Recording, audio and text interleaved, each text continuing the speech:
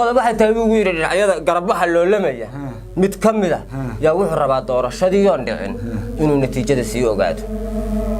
adigu wax kuma noo sheeg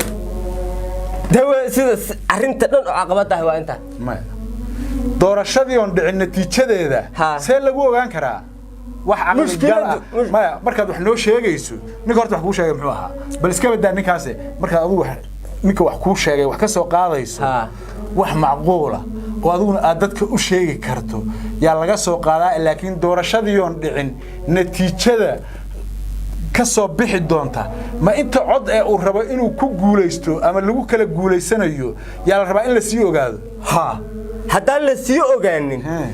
doorashadu garabkaani uu ninkani ka hadlaya wax kalsooniyaba kuma qabaan doorashada dhici doonta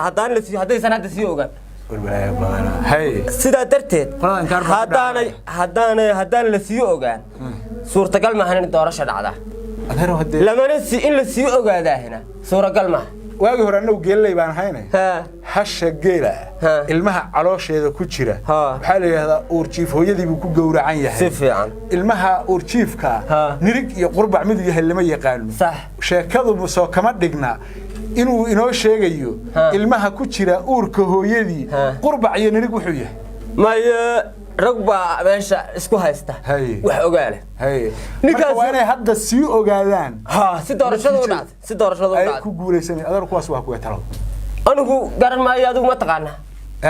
asaga laakiin isoo sheegi doonee wuxuu kale ugu yiri isagii baa kugu waramay hadda oo dhinac kale kaaga waramay aad iyo aad waa ku wuxuu kale too ugu yiri niyow ileen arinku moogtahay in meel wuxuu ku salaysan yihiin baa la rabaa oo wuxuu meel iskan yihiin xog ogaala ninkaani nin wax badan og weey wuxuu isagu waa isla kii hore ee ku yiri maxaan ku idhaahdaa ayto doorashadu waxay u dhici laahay qayb baa waxay rabaan inay ogaadaan natiijada doorashadu ay noqon doonto iyo sida loo kala codayn doono